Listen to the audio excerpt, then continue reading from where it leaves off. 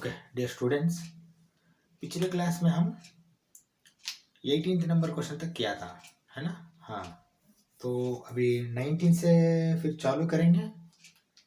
हाँ, 34 क्वेश्चंस है, देखेंगे, कोशिश करेंगे 8 क्वेश्चंस करने के लिए।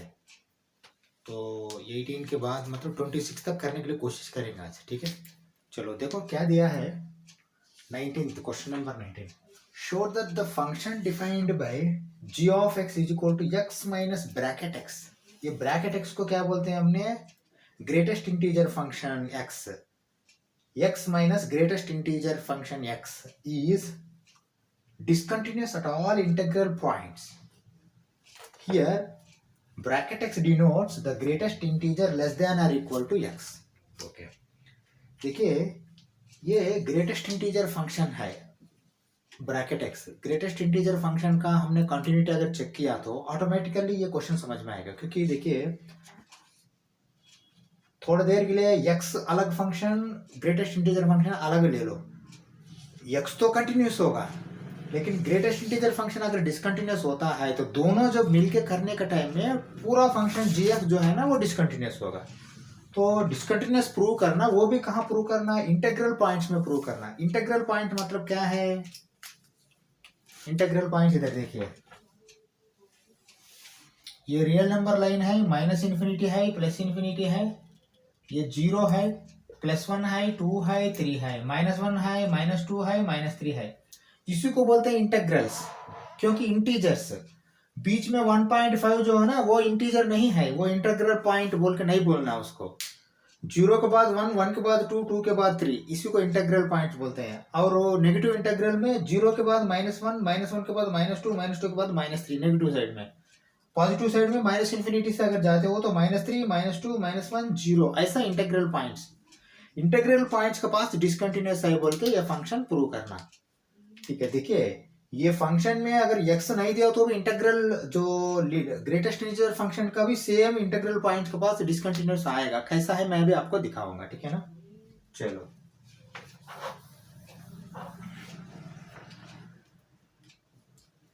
पहले ग्रेटेस्ट इंटीजर फंक्शन समझेंगे। देखिए ग्रेटेस्ट इंटीजर फंक्शन क्या है, ग्रेटेस्ट इंटीजर फंक्शन x होता है। देखो यहां हमने जब ग्रेटेस्ट इंटीजर का फंक्शन में अगर at x is equal to 0 तो 0 अगर देते हो तो 0 आएगा, ठीक है ना। at x is equal to 1 अगर 1 देते हो तो 1 आएगा। Okay, greatest integer function at x is equal to -1 देते हो तो -1 ही आएगा। ओके, यहां तक तो ठीक है, लेकिन पंगा आएगा कभी 1.5 दिया तो 0.5 अगर देते हो x इज इक्वल टू, तो ग्रेटेस्ट इंटीजर 0.5 क्या आएगा, 0 आएगा, क्योंकि इधर लिखिए ग्रेटेस्ट इंटीजर लेस देन और इक्वल टू x। हाँ, 0.5 से लेस क्या है, 0, ठीक है ना। हाँ, वही लेना पड़ता। अगर 1.5 देते हो तो 1.5 ग्रेटेस्ट इंटीजर फंक्शन का अंदर डालते हो तो आपको 1 आएगा।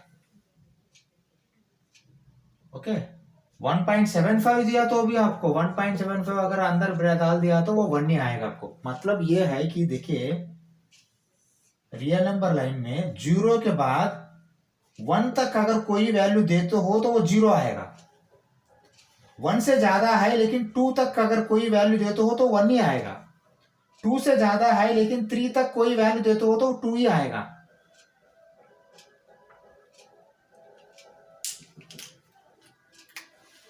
किस लिए, क्योंकि ये फंक्शन खाली इंटीग्रल वैल्यूज को ही लेता है, वो भी ग्रेटेस्ट इंटीजर वैल्यू को लेता है। हाँ, ये क्या करेगा, ये स्प्लिट करेगा।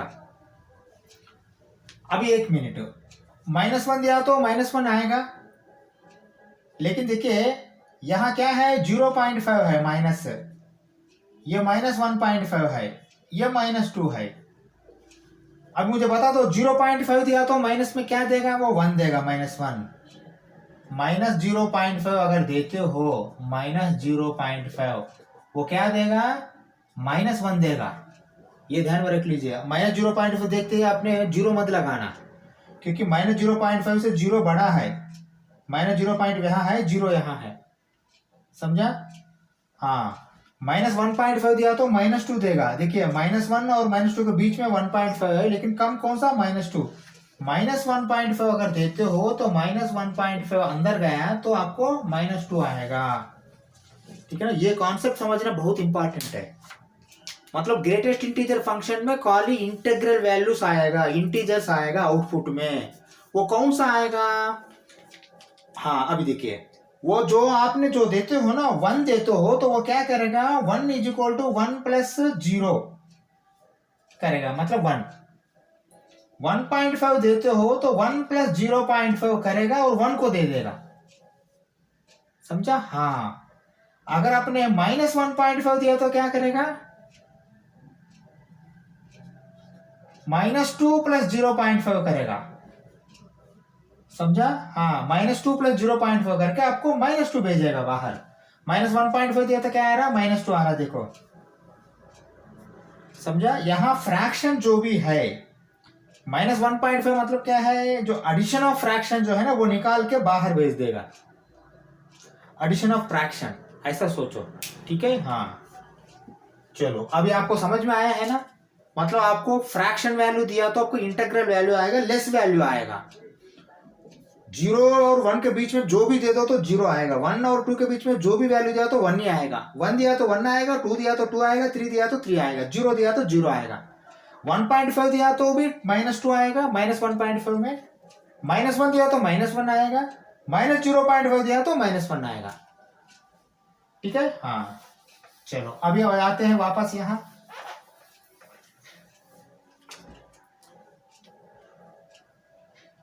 चलो अभी देखो, ये फंक्शन डिसकंटिन्यूअस है बोल के प्रूव करना पहले। ये तो डिसकंटिन्यूअस ही है ना। अभी देखिए,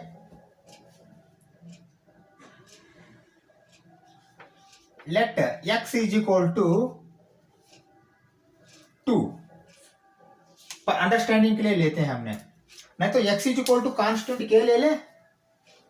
चलो इसको दिखा के मैंने कांस्टेंट लेता हूं। Let x is equal to 2। Okay, अभी देखो, limit x tends to 2 f of x is equal to, okay, कल इंटीग्रल के लिए हम देखते हैं, नहीं तो g ऑफ x ही डाल देता हूं मैंने, g ऑफ x ही।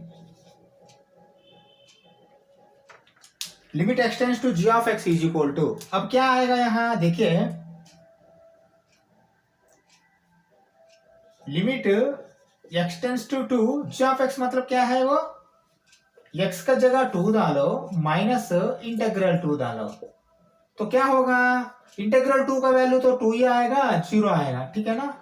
ये तो ठीक है। लेफ्ट हैंड लिमिट जाओ अभी, लेफ्ट हैंड लिमिट कामा,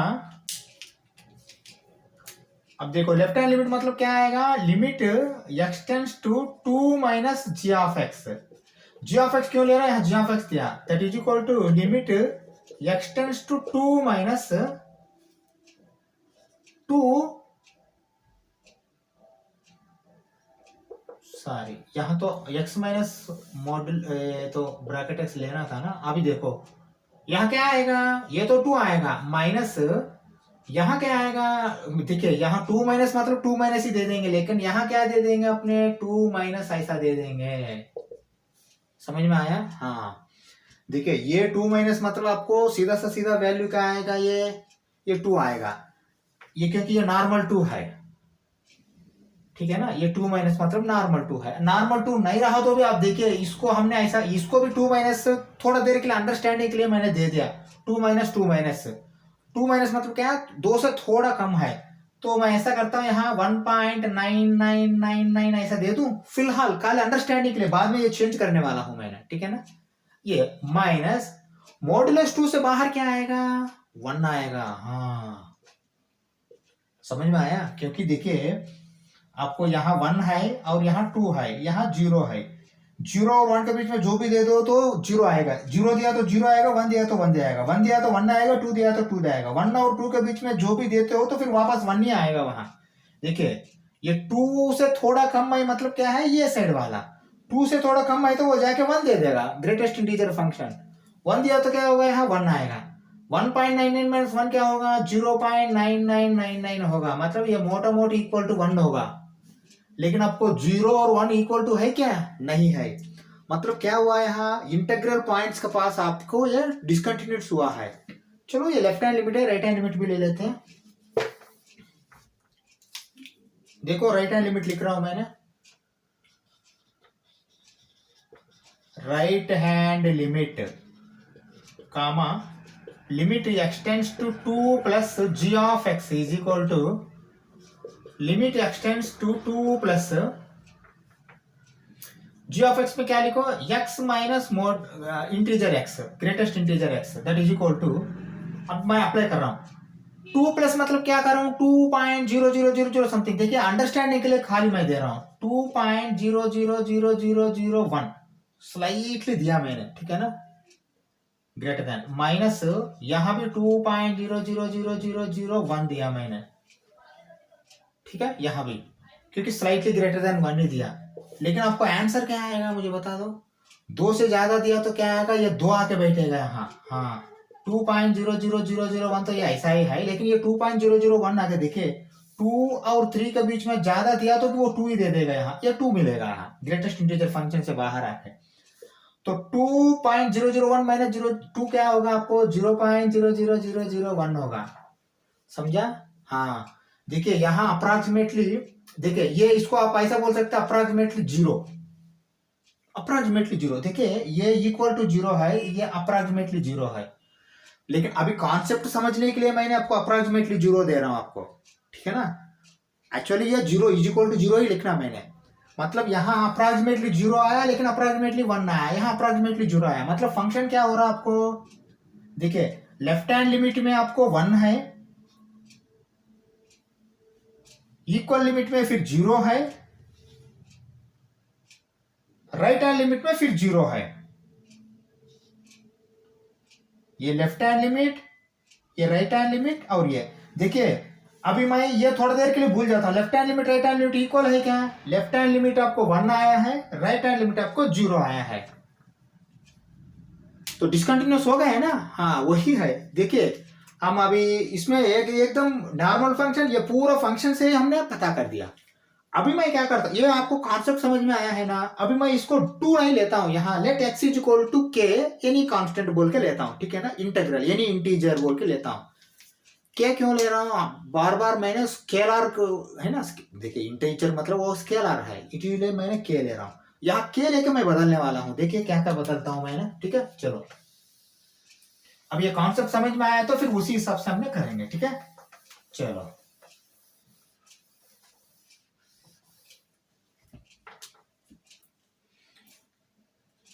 क्या लिख रहा हूं एक बार सोचो आपने। Let k is any integer, k is any integer, okay. हाँ अभी हमने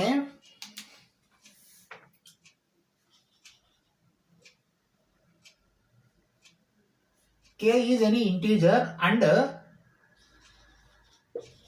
late x is equal to k, क्योंकि k में कोई एक वैल्यू देना है ना, ठीक है ना। हाँ चलो कंटिन्यूटी, नहीं कंटिन्यूटी, हाँ कंटिन्यूटी बोल के भी लिख सकते हैं, continuity at k implies, okay. चलो limit x tends to k, limit x tends to k g of x is equal to, अभी एक्सटेंड्स टू 2 नहीं लिया मैंने, k एक स्टैंडर्ड है, कोई भी हो सकता है वो, ठीक है ना। x is equal to k g x is equal to, हाँ अभी देखो क्या होगा, limit x tends to k x minus greatest integer x, okay. यहां तक तो ठीक है, चलो लिख दिया मैंने। अभी क्या करेंगे हमने, देखे दैट इज इक्वल टू, अभी लिमिट अप्लाई कर रहा हूं, अप्लाई किया तो क्या होगा k minus k,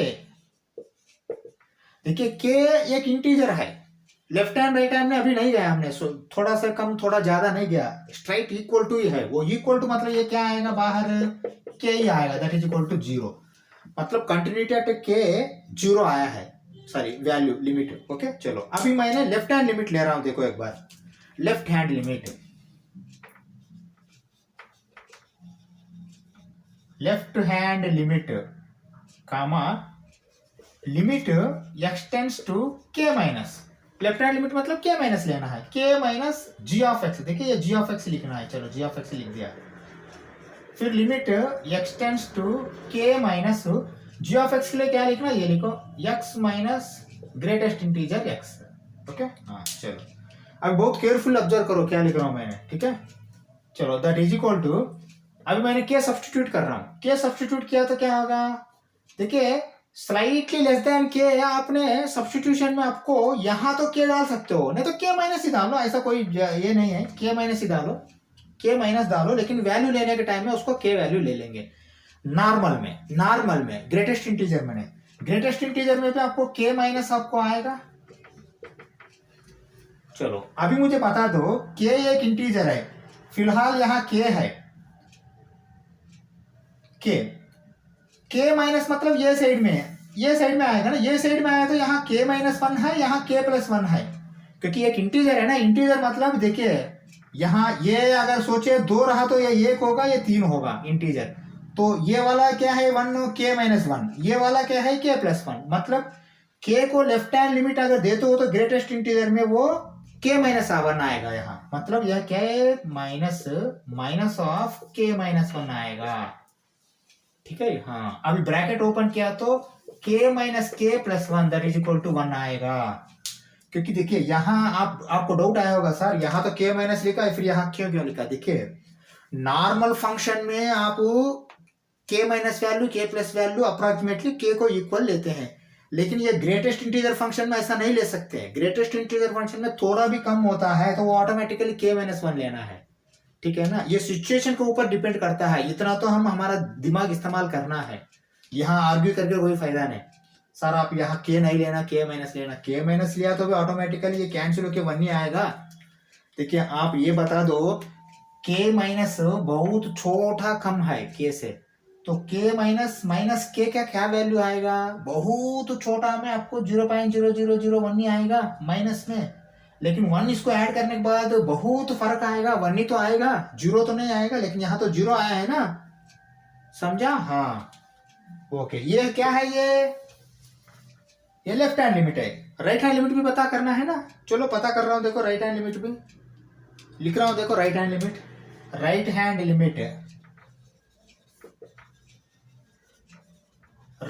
limit comma limit x tends to K plus ji of x is equal to limit x tends to K plus X minus greatest integer X, okay. चलो लिख दिया ये भी, अभी क्या लिखेंगे आपने, ये लिखेंगे, देखिए क्या लिख रहा हूं, दैट इज इक्वल टू, अभी लिमिट अप्लाई कर रहा हूं, के plus minus k plus modulus, देखिए ये के प्लस में क्या आएगा आपको, के ही आएगा मोटा मोटी, फिर माइनस में ये क्या आएगा, के प्लस मतलब के ही आएगा वापस, है ना, ये के है, के प्लस मतलब के प्लस वन नहीं आएगा, के माइनस वन भी नहीं आएगा, के से थोड़ा ज्यादा रहा तो क्या आएगा वापस, that is equal to zero, समझा। हाँ देखिए हमको खाली यही चाहिए, left hand limit right hand limit दोनों है ना, वन और जीरो नॉट इक्वल टू, बस उतना आया तो बस हम ये प्रूव कर सकते हैं, ठीक है ना। हाँ अभी प्रूव हो गया ना, left hand limit is equal not is equal to right hand limit, left hand limit approximately equal to one आया, right hand limit is equal to approximately equal to zero आया। हम अप्रोक्सीमेटली सोचते हैं थोड़ी देर के लिए, एक्चुअली एग्जैक्टली वन वन बोल के बोलते हैं, लेकिन प्रैक्टिकली देखा तो एग्जैक्टली वन वन नहीं आएगा, ठीक है ना, अप्रोक्सीमेटली आएगा, किस लिए, क्योंकि यहाँ के प्लस है या के माइनस है, यहाँ के माइनस है या के प्लस है, थोड़ा सा ज्यादा बहुत कम, ओके माइन्यूट में, तो इसलिए मोटा मोटी इसको जीरो लेते हैं, इसको मोटा मोटी वन लेते हैं, मोटा मोटी वन मोटा मोटी जीरो तो इक्वल नहीं है ना, तो इसलिए हम क्या बोल सकते हैं, हाँ फंक्शन इज डिसकंटिन्यूअस बोल सकते हैं, वही चाहिए उनको, देखिए show that the function is discontinuous at all integral points, के इज एन इंटीग्रल पॉइंट के पास ही हमने चेक किया है, तो इंटीग्रल पॉइंट के पास ये डिसकंटिन्यूअस है, ठीक है ना। चलो लिखो,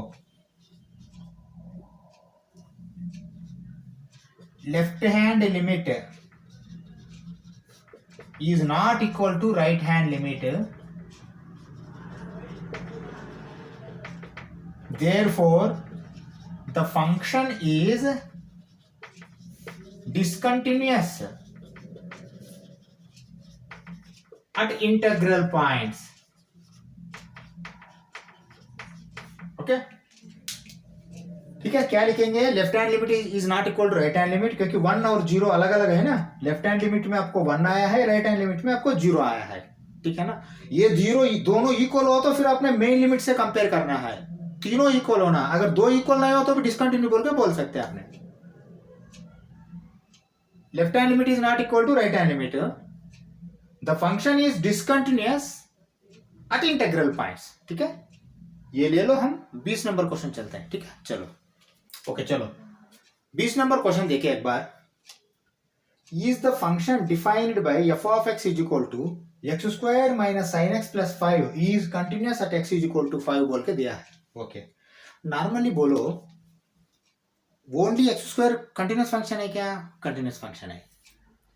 ओनली 5 भी कंटिन्यूअस फंक्शन है, scalar function. Only sine X भी कंटिन्यूअस फंक्शन है। मतलब ये 3 कंटिन्यूअस फंक्शन का एडिशन या सब्ट्रैक्शन समझो, ये फंक्शन तो कंटिन्यूअस ही है।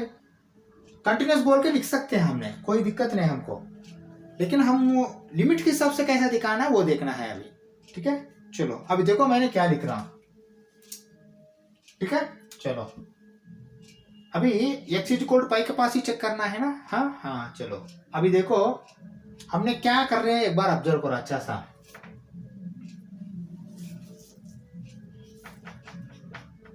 F of x is equal to x square minus sine x plus 5, okay. हाँ, अब मैं क्या लिख रहा हूं? F of x is equal to f of pi is equal to pi square minus sine pi plus 5। इसका value क्या आएगा? साइन पाई का 0 आएगा, pi square minus 0 plus 5 that is equal to pi square plus 5, ठीक है ना। ये एक LHS जैसा ले लो, लिमिट अप्लाई करो। अगर लिमिट भी यही वैल्यू आता है तो फंक्शन इज कंटिन्यूअस बोल के बोल सकते हैं, ठीक है ना। हाँ, कुछ कुछ जगह ये सिस्टम फॉलो करना है हमने, ठीक है। चलो ले लो, लिमिट अप्लाई करो। Limit x tends to pi f of x is equal to limit x tends to pi f of x क्या है? X square minus sine x plus 5, ठीक है ना। हाँ, that is equal to limit x tends to pi x square minus limit x tends to pi sine x plus limit x tends to pi 5, okay. हाँ, यहां तक तो आया है। चलो नेक्स्ट क्या आएगा? नेक्स्ट ये आएगा, देखिए इसका कंटिन्यू करो। दैट इज इक्वल टू, देखिए limit x tends to pi x square मतलब क्या होगा? पाई स्क्वायर होगा। मैंने लिमिट अप्लाई कर दिया, ओके। हाँ, minus limit x tends to pi sine pi क्या होगा? साइन पाई प्लस, ये कंटिन्यूअस फंक्शन है, देखिए लिमिट से कोई मतलब नहीं, 5 आएगा, ओके। हाँ, अभी देखो pi square minus 0 sine pi 0 है plus 5 that is equal to pi square plus 5। समझ में आया? हाँ, अभी लिख सकते हैं ना हमने, ऐसा लिखिए। देखिए f of x is equal to limit x tends to pi f of x, limit f of x is equal to limit x tends to pi f of x, है ना। Therefore the function is continuous. समझ में आया? हाँ, ऐसा लिख के इसको क्लोज कर दो, इससे ज्यादा कुछ लिखने की जरूरत नहीं, ठीक है। चलो हम 21 नंबर क्वेश्चन चलते हैं, ठीक है। 21st क्वेश्चन एक बार देखिए क्या लिखा है। Discuss the following functions continuity. ये फंक्शंस कंटिन्यूटी है क्या? एक डिस्कस करने के लिए बोल रहा। क्या है? F of X, first number ये F of x is equal sine x plus cos X, B F of x is equal sine X minus cos X, C F of x is equal sine X into cos X, okay. देखिए हमको algebra functions मालूम है। अगर दो function अलग अलग अगर continuity है एक्स इज इक्वल 0 में, एडिशन भी कंटिन्यूअस है, सब्ट्रैक्शन भी कंटिन्यूअस है, मल्टीप्लिकेशन भी कंटिन्यूअस है, तो हमारा मकसद यह है कि अभी साइन एक्स अलग में कंटिन्यूस, कॉस एक्स अलग में कंटिन्यूस अगर दिखाते हैं तो ऑटोमेटिकली ये एफ ऑफ एक्स दिया है ना, इसको G of X H of X ले लो। F of x is equal to G of X plus H of X continuous, F of x is equal to G of X minus H of X continuous, F of x is equal to G of x into H of X that is equal to continuous बोल के लिख सकते हैं। लेकिन वो पहुंचने के लिए पहले अपने sine x cos x, sine x cos x, sine x एक बार कॉस एक्स एक बार कंटिन्यूस बोल कर दिखाना है, ठीक है ना। चलो कंटिन्यूस कैसा दिखाता हूं मैंने, देखिए एक बार। कंटिन्यूस दिखाने के लिए कोई एक कांस्टेंट एक्स में सब्स्टिट्यूट करेंगे, ठीक है ना। चलो continuity of sine x, sine x, let sine x are f of x लेता हूं मैंने,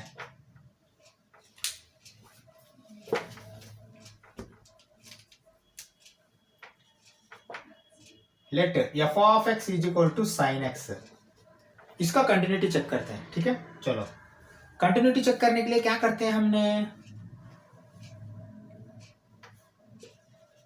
late x is equal to c plus delta x.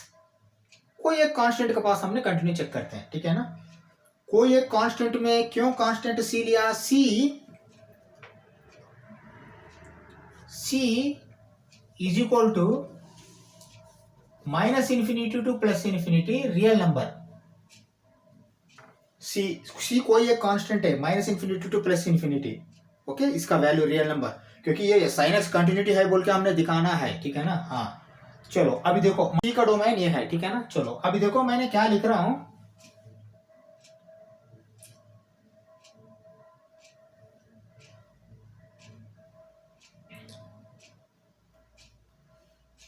Limit x tends to C sine x is equal to, इसको मैंने कैसा बदल रहा हूं देखो एक बार, limit delta x tends to 0 sine of X plus delta X. ये करेक्ट है क्या, पहले देखो एक बार। Limit x tends to C sine X को मैंने क्या बदल दिया सारे, ये सी प्लस डेल्टा एक्स। ये करेक्ट है क्या देखो, क्योंकि अगर x is equal to c plus delta x हमने लेते हैं तो limit x tends to c को क्या कर सकते हैं हमने, डेल्टा एक्स टेंड्स टू 0 कर सकते हैं हमने, ठीक है ना। अभी देखो यहाँ डेल्टा एक्स में अगर 0 डाल दिया तो यहाँ 0 होकर फिर साइन सी होएगा ना।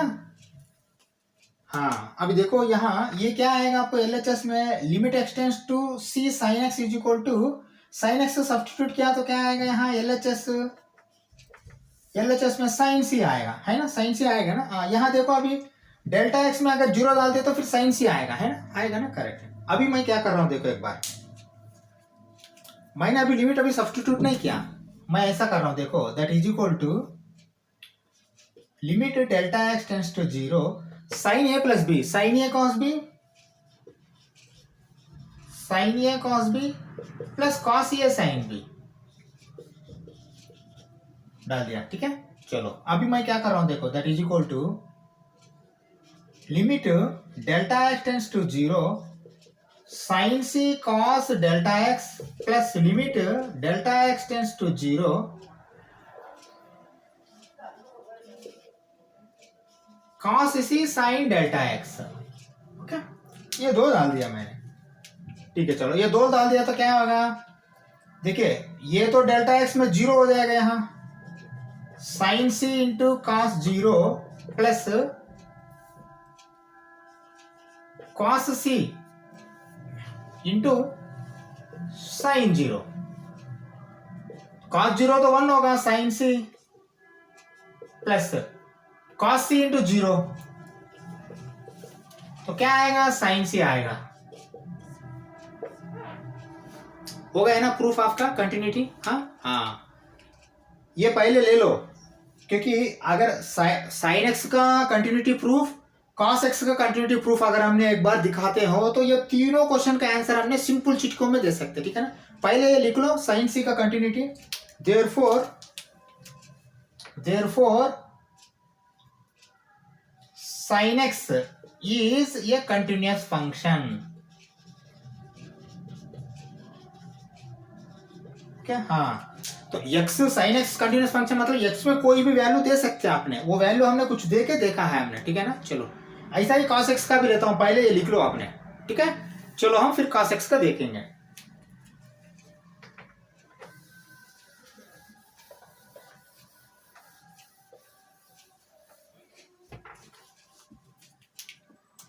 Late f of x is equal to cos x.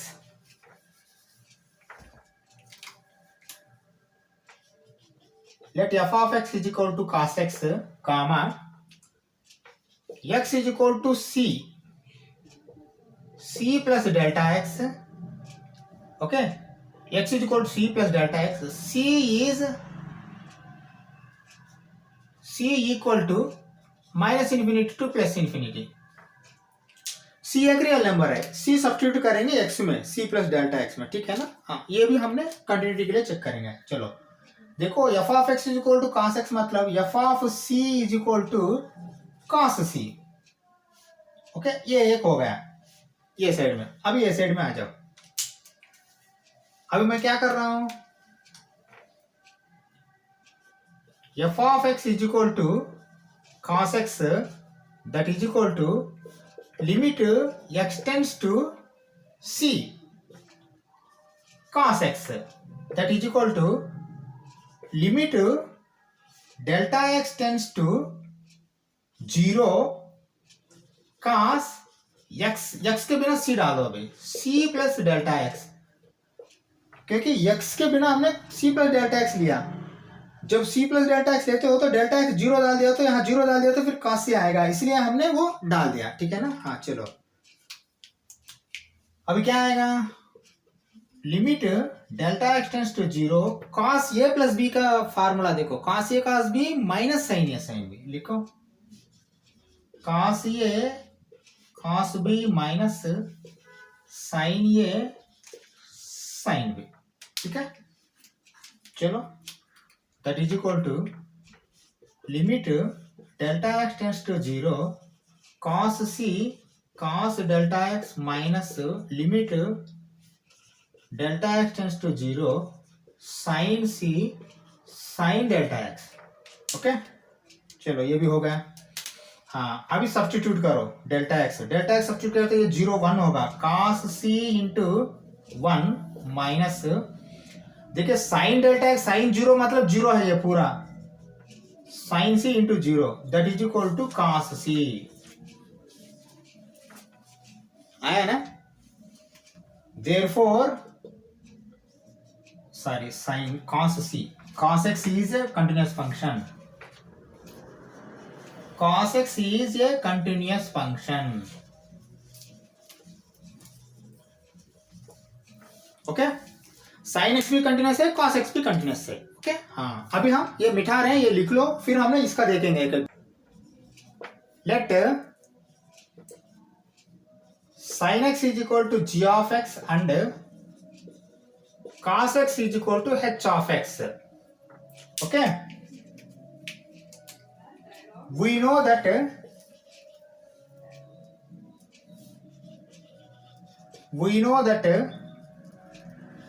as per algebra of functions, okay, f of x plus g of x is continuous if f of x is continuous at x,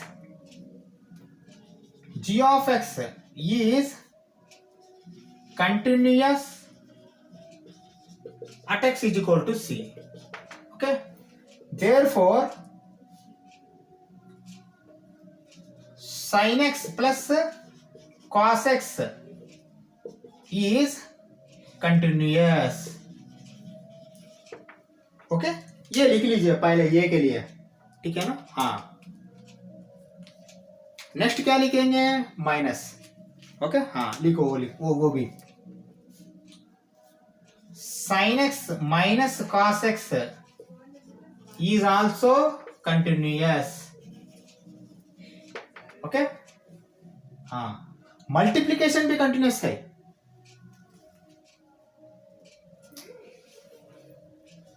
F of x into g of x is also continuous.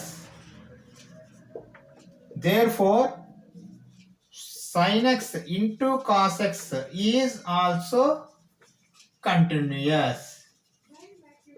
समझ में आया है? हाँ हाँ, देखिए ये reach होने के लिए, ये as per algebra of functions बोल के लिखना, ये रीच होने के लिए पहले sin x continuous cos x continuous prove करना, हमने प्रूव कर दिया हमने, ठीक है ना। प्रूव करने के बाद sin x plus cos x भी कंटिन्यूस है, cos x plus sin x भी कंटिन्यूस है, sin x into cos x भी कंटिन्यूस है, sin x minus cos x भी कंटिन्यूस है, ठीक है ना। ये तीनों कंटिन्यूस है, ठीक है। ये ले लीजिए, हम 22nd क्वेश्चन चलते हैं, ठीक है।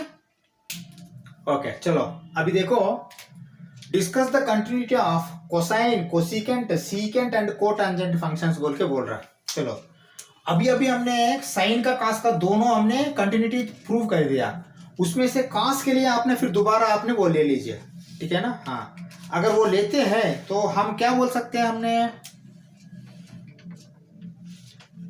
Late f of x is equal to sin x continuous function is continuous function, okay क्योंकि फिर ये दोबारा हम लिखने का जरूरत नहीं, अभी पिछले क्वेश्चन के लिए हमने sin x cos x कर दिया। g of x is equal to cos x is continuous function, okay हाँ, ये दोनों कंटिन्यूस फंक्शन बोल के लिया है ना। चलो लिया, अभी cos का साइन का हो गया है, कोसिकेंट का देखते हैं। चलो, continuity of cosecant function, okay हाँ, कंटिन्यूटी ऑफ कोसिकेंट फंक्शन के लिए क्या लिख रहा हूं एक बार ऑब्जर्व करो अच्छा सा। Let g of x, sorry g हो गया ना, f g दोनों ले लिया हमने, h ऑफ x ले लेते हैं हमने अभी। Let hx is equal to cosecant x, that is equal to 1 by sin x, ये करेक्ट है क्या? हाँ हाँ, चलो अभी देखो, cosecant x is continuous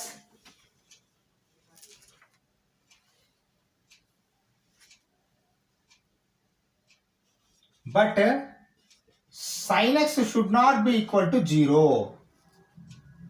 अगर ये 0 नहीं रहा तो ये पूरा कंटिन्यूस है फंक्शन, ठीक है ना। sin x 0 नहीं होना, अभी sin x कहाँ 0 होता है देखते हैं।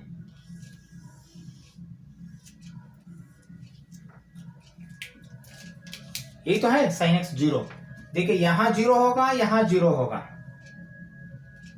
ये क्या है, ये 2n पाई है, ये 2n प्लस 1 पाई है,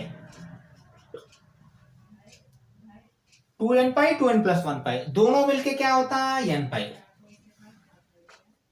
होता। हाँ, तो मतलब sin x में जो x है, x should not B n पाई, अगर n पाई हो गया तो ये 0 हो जाएगा। therefore x is not equal to n pi, n पाई हुआ तो 2n प्लस 1 पाई, 2n पाई दोनों मिलके n पाई आएगा यहाँ, ठीक है ना। इसलिए x should not be equal to n pi, तो क्या लिखेंगे आपने, the function cosecant x is continuous at all values except x is equal to n pi। ये लिखने के बाद में ये भी लिखे है, therefore domain of cosecant x is equal to r minus n pi। r minus n pi तो डोमेन है, the function is cosecant continuous at all values except x is equal to n pi. n pi में वो continuous नहीं होगा, क्योंकि n pi में अगर दिया तो ये दोनों जगह जीरो हो जाएगा, जीरो हो जाएगा तो साइन एक्स जीरो हो जाएगा, साइन एक्स जीरो हो जाएगा, अनडिफाइंड हो जाएगा, ठीक है ना। हाँ, ये हो गया कोसिकेंट का, ये लिख लो, सीकेंट में जाते हैं, ठीक है। चलो चलो कोसिकेंट हो गया, सीकेंट देखते हैं। Secant function, let h x is equal to secant x, okay, that is equal to 1/cos x। Okay चलो, 1/cos x मतलब क्या होगा, हाँ, secant x function is defined for cos x is not equal to 0। अगर cos x 0 हो गया तो secant x function definition नहीं होगा, डिफाइंड नहीं होगा, इसलिए cos x should not be equal to 0। Okay, cos x का फिर आपने सर्किल डायग्राम में जाइए।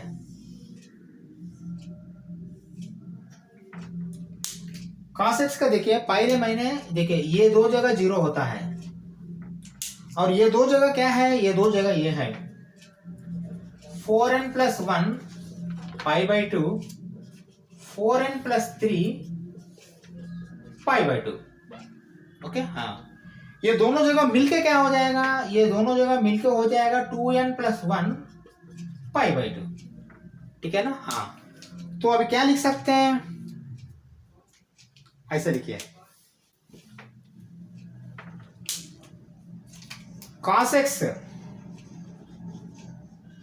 Value is 0 at 2n + 1 π/2, therefore domain for secant x is equal to, domain for secant x is equal to r minus 2n + 1 π/2। कुछ भी दे सकते हो लेकिन 2n + 1 π/2 नहीं देना, ओके। हाँ, therefore फाइनली लिखो, therefore secant x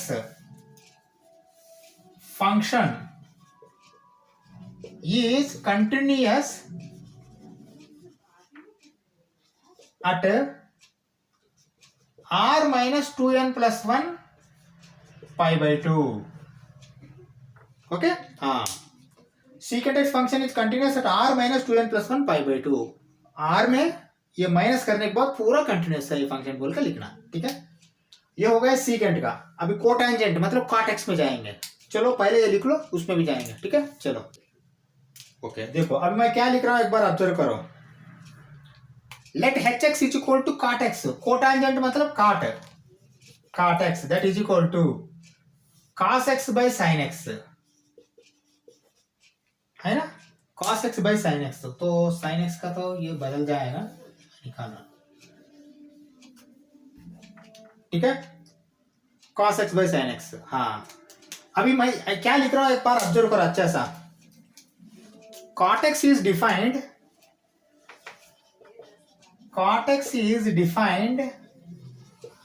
at sin x is not equal to 0। sin x 0 हो तो फिर डेफिनेशन नहीं होगा cot x का।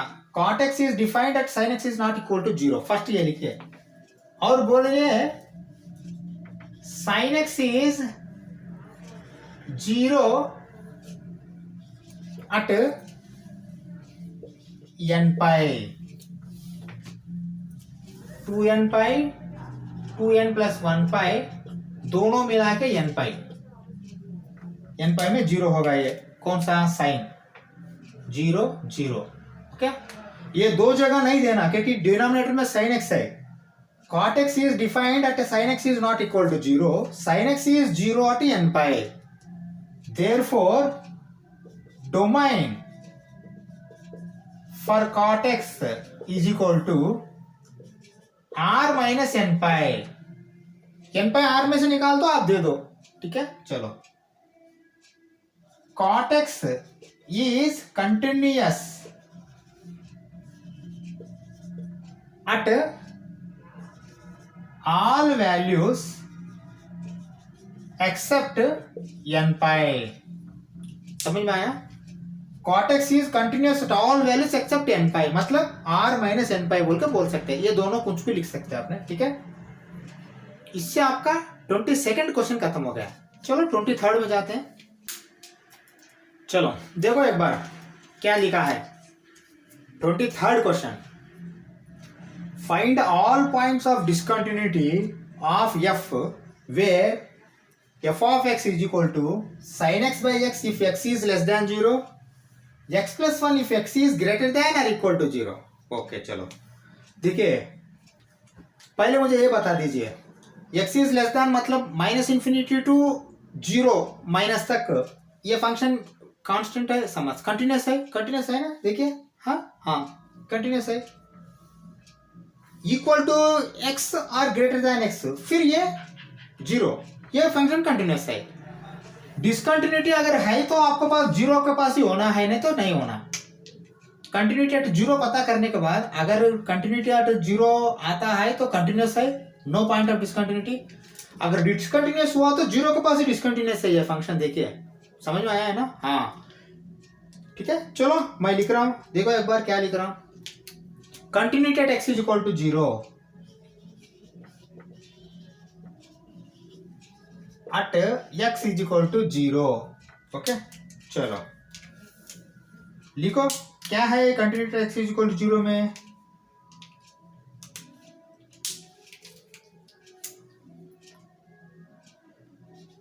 Limit x tends to 0 f of x is equal to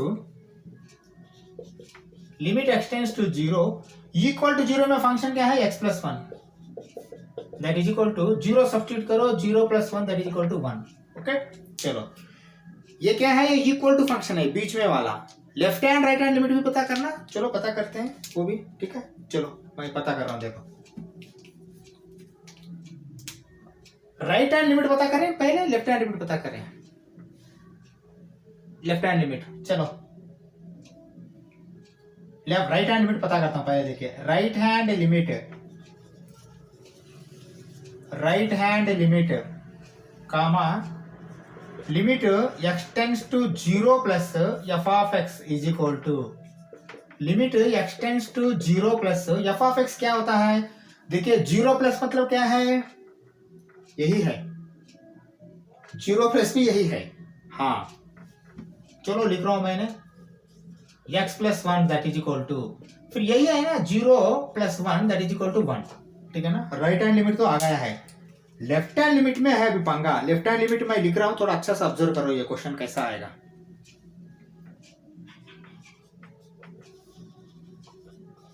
left hand limit comma limit x tends to 0 minus f of x is equal to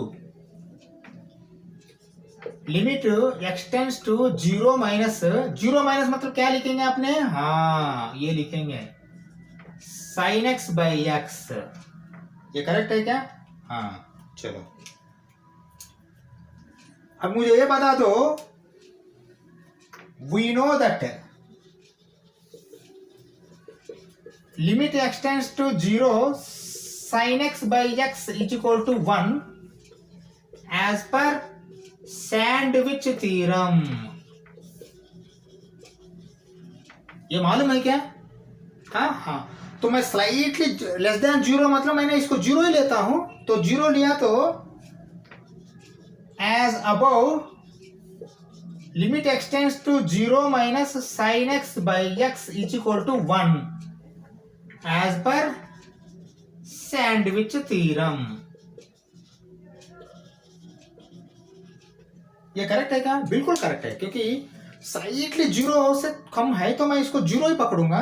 0 ही पकड़ने के बाद क्या होगा आपको, x by delta x by sine x by x फिर 1 होगा, sandwich theorem. Limit x tends to 0 sine x by x भी 1 है, limit x tends to 0 minus भी साइन x बाई एक्स, क्योंकि हमने यहाँ 0 वैल्यू ले लिया। देखिए आपको एक डाउट आया होगा, सर आपने 0 माइनस 0 का कैसा इक्वल लेते हो, तो फिर इक्वल लिया तो आपको यहाँ ये x प्लस 1 लेना था ना बोल के। देखिए ये सिचुएशन डिपेंड करता है। नॉर्मल अगर 0 डाल दिया तो साइन 0 बाई 0 हो जाएगा, 0 बाई 0 का टाइम में ही ऐसा वाला दिमाग हमने ब्रेन इस्तेमाल करना, ठीक है ना। हाँ ये कंडीशन में आपको sine x by x as पर सैंडविच थ्योरम 1 बोल के लिखने में कोई गलत नहीं है, ठीक है ना, सीधा सा सीधा आ गया। हाँ अभी मुझे ये बता दो, left hand limit is equal to right hand limit, अगर दोनों इक्वल हो तो फिर मेन लिमिट से कंपेयर करना, मेन लिमिट भी इक्वल है, तो क्या लिखेंगे आपने, यही लिखना है बस। Left hand limit is equal to right hand limit, therefore the function is continuous and no point of discontinuity. No point of discontinuity. देखिए वो पूछा क्या है, find all the points of discontinuity बोला, वो घबराया है हमको, ये डिसकंटिन्यूटी है बोल के पहले ही बोल रहा है, वो डिसकंटिन्यूटी है पॉइंट्स पता करो बोल के। जैसा हमने पता किया तो डिसकंटिन्यूटी है ही नहीं है, ये कंटिन्यूअस फंक्शन है, तो यही लिखना। Okay, there is no point of discontinuity, this is a continuous function, the function is continuous and no point of discontinuity. ठीक है, ये ले लो। Let us close this class. Still several questions are there, we will do. Next class we will try to do as many as problems. Okay, thank you very much.